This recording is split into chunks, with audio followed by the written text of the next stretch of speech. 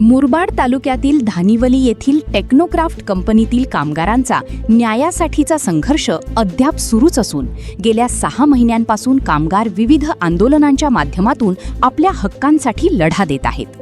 वारंवार होणारा अन्याय, दडपशाही आणि कामावरून दूर ठेवण्याच्या विरोधात कामगारांनी रास्ता रोको, मोर्चे, संप आणि निदर्शने केली आहेत.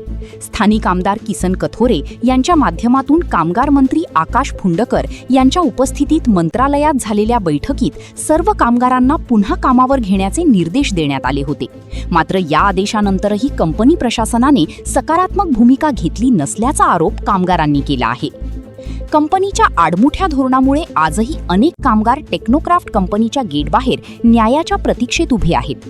कामगार कायद्याचे पालन करून सर्व कामगारांना सन्मानाने पुन्हा कामावर घ्यावे या मागणीसाठी सिटू संघटनेच्या नेतृत्वाखाली कंपनी गेटवर जोरदार घोषणाबाजी करण्यात आली.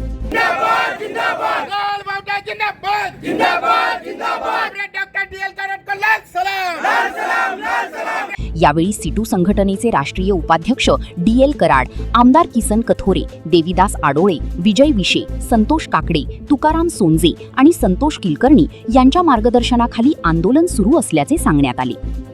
दरम्यान तालुका अध्यक्ष कॉम्रेड दिलीप कराळे यांच्या नेतृत्वाखाली सुरू असलेल्या या आंदोलनाला पाठिंबा देण्यासाठी सामाजिक कार्यकर्ते व पत्रकार भरत दळवी यांनीही भेट देत कामगारांशी संवाद साधला.